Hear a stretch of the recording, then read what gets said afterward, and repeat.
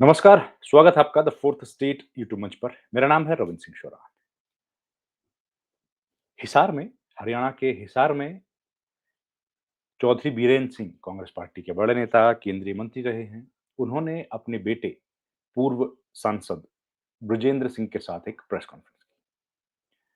Press conference के बारे में जानकारी आपको मिल गई है। आज अखबारों ने छापी है, टेलीविज़न चैनल्स पर भी दिखाया गया। तो और उन्होंने लेकिन कहा कि वो 15 विधानसभा क्षेत्र के लोगों से पहले चरण में मुलाकात करेंगे।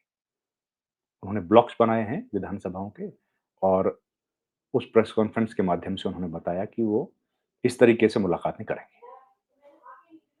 अब सवाल ये उठता है कि जो अखबारों में छपा है और जो उन्होंने बोला, वो तो ठीक है, वो तो सब समझ आ गया। लेकिन चौधरी बीरेन्द्र सिंह कांग्रेस पार्टी में आए, वापस आए, साल से ऊपर हो गए, 1 साल के करीब, है ना? 2000 साल के आस-पास होने वाला है और 10 साल वो बीजेपी में रहे। तो क्या कांग्रेस की पुरानी कल्चर को भूल गए हैं? कांग्रेस पार्टी की पुरानी परंपराओं को भूल गए हैं। ये तो नहीं हो सकता है। या वो बीजेपी से ये सब लेके आए हैं। क्योंकि हम लोगों ने एक चीज़ तो देखी है कि कांग्रेस में ये रिवाज नहीं है, ये कल्चर नहीं है कि कोई व्यक्ति पार्टी के लिए, कोई व्यक्ति, कोई नेता पार्टी के लिए अलग-अलग विधानसभा क्षेत्रों का दौरा करे और उसके बाद जब पार्टी का संगठन बन जाए, तो उस पूरे कार्यक्रम को पार्टी हित में पार्टी को समायोजन कर दे। इस तरह की राजनीति कांग्रेस पार्टी में देखने को मिली नहीं। ऐसा नहीं है कि कांग्रेस पार्टी के लोग यात्राएँ नहीं करते हैं या कांग्रेस पार्टी के लोग इस तरह के कार्यक्रम नहीं करते हैं, बैठकें करते हैं। लेकिन कांग्रेस के लिए नहीं करते हैं, खुद के लिए करते हुए तो खूब देखे हैं। हाल में हमने देखा जब लोकसभा चुनाव आया, लोकसभा चुनाव की चर्चा हुई, तो लोकसभा चुनाव से ठीक पहले कुमारी शैलजा ने शहरों में एक यात्रा निकाली। ज़ाहिर है वो माफ़ कीजिएगा विधानसभा। विधानसभा चुनाव से पहले उन्होंने पूरे कई शहरों में यात्रा निकाली। उसी तरह से दीपेंद्र हुड्डा ने भी यात्रा निकाली, कई विधानसभा क्षेत्रों में निकाली। उस तरह की यात्राएँ कई देखने को मिली हैं। लेकिन वो अपने आप को एक बड़ा नेता बनाने के लिहाज़ से यात्राएँ की जाती रही हैं और ये कांग्रेस में आज से नहीं होता, बहुत लंबे समय से चल रहा है। और अक्सर ये देखा गया है कि जो व्यक्ति इस तरह की यात्राएँ निकालता है, उसका लाभ उनको कई बार मिलता है। हमने देखा था कि जब कांग्रेस पार्टी की स्थिति ठीक नहीं थी और यूनाइटेड आंध्र प्रदेश था, तो उस टाइम मुख्यमंत्री जो थे, टीडीपी के नेता चंद्रबाबू नायडू जो अभी भी मुख्यमंत्री हैं, उनके खिलाफ वाईएसआर जो जिनका देहांत हो गया, वाईएस राजशेखर रेड्डी, उन्होंने बहुत पूरे प्रदेश में यात्रा निकाली और उसका बेनिफिट उन्हीं को मिला। वो मुख्यमंत्री हुए। तो ये देखा देखा गया है अलग-अलग राज्यों में कि लोग जो नेता इस तरह की यात्राएँ निकालते हैं या इस तरह की बैठकें करते हैं अलग-अलग विधानसभाओं में जाके, उनका बेनिफिट उनको मिलता है।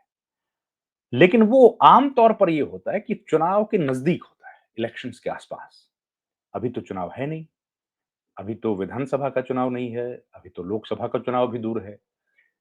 तो आखिर इतने सीज़न्ड पॉलिटिशियन चौधरी वीरेन्द्र सिंह, जो इतने लंबे करीब 4 दशक तक कांग्रेस की राजनीति की, 1 दशक बीजेपी की पॉलिटिक्स की, वो आखिर इस तरह का काम क्यों कर रहे हैं जिसका सीधे तौर पर कोई बेनिफिट ना हो?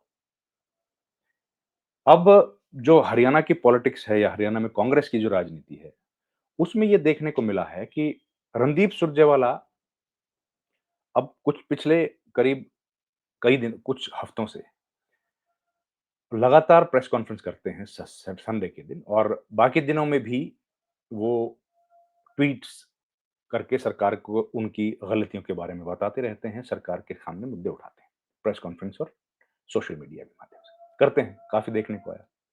कोई अगर नौकरियों का मसला रहता है, तो भी वो इश्यूज़ रेज़ करते हैं और लोकसभा जो है, उसमें जब मौका मिलता है, तो दीपेंद्र हुड्डा मुद्दे उठाते हैं।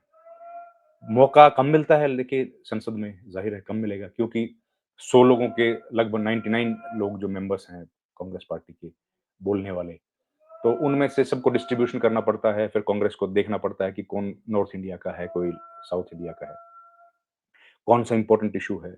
फिर नेता प्रतिपक्ष को बोलना है, राहुल गांधी प्रियंका गांधी स्टार कैंपेनर हैं, नेता उपनेता जो हैं, उनको भी बुलाया गौरव गोगोई। ऐसे करके बीच में सामंजस्य स्थापित करके कहीं न कहीं नेताओं का नंबर आता है। तो ज़ाहिर है दीपेंद्र हुड्डा का नंबर कम आएगा, हैं तो सीनियर लेकिन बँटवारा बड़ा होता है उसमें। तो इस बार लेकिन ऑपरेशन सिंदूर पर उनको बोलने दिया गया। लेकिन विजेंद्र सिंह और चौधरी बीरेन्द्र सिंह को अब कोई उस तरह का प्लेटफ़ॉर्म नहीं है। तो क्या ये जो मीटिंग्स इन्होंने किया है, या मीटिंग्स कर रहे हैं, ये केवल उसी वैक्यूम को भरने के लिए है कि अब कहीं प्लेटफ़ॉर्म मिले बातचीत करने के लिए और वो बोलें, अपनी बात रखें, जनता से रूबरू हों? क्योंकि दोनों ही परिवार के जो सदस्य हैं, वो सदन में नहीं कि ना विधानसभा में हैं, लोकसभा में हैं। ऐसा बड़े सालों के बाद शायद हुआ होगा।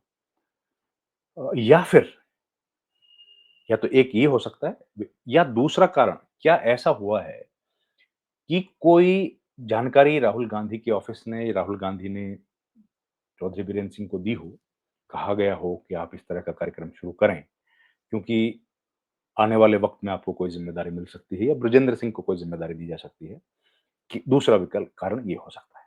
अब ये दोनों कारण जो हैं, ये चर्चा का विषय है।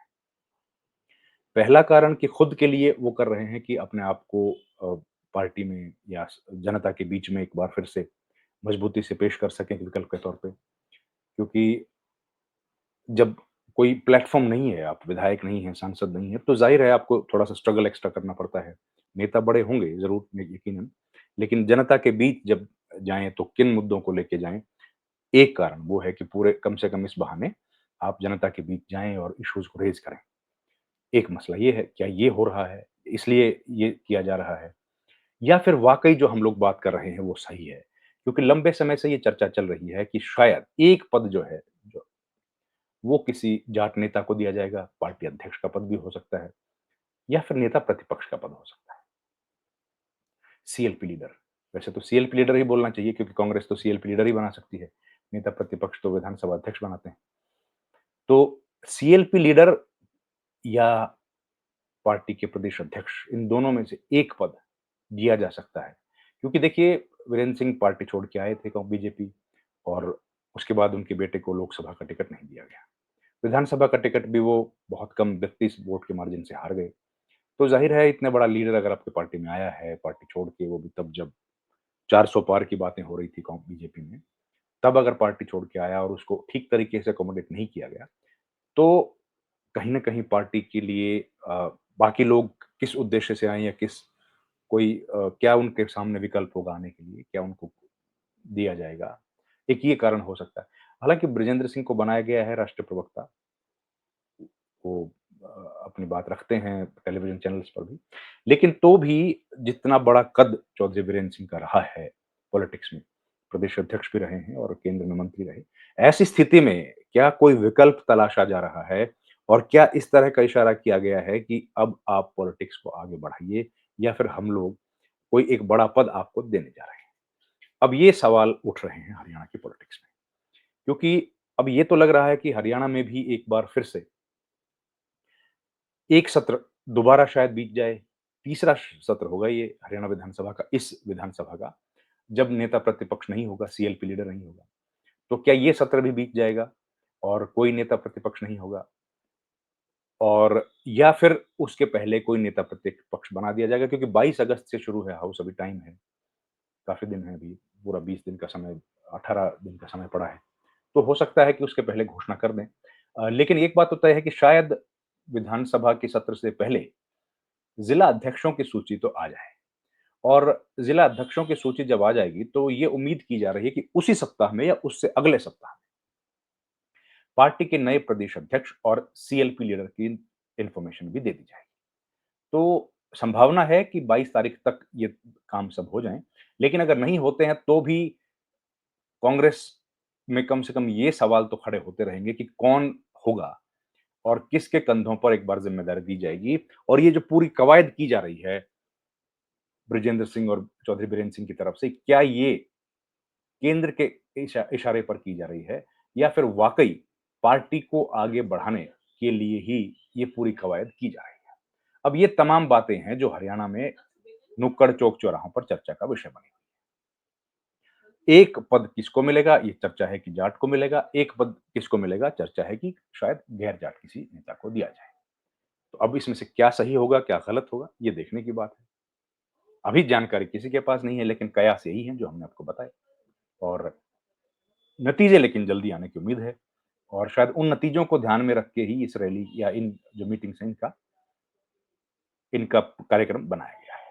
इस वीडियो में इतना ही। आपसे गुज़ारिश है, हमारे चैनल को लाइक, शेयर, सब्सक्राइब ज़रूर कीजिए। आपका बहुत-बहुत धन्यवाद।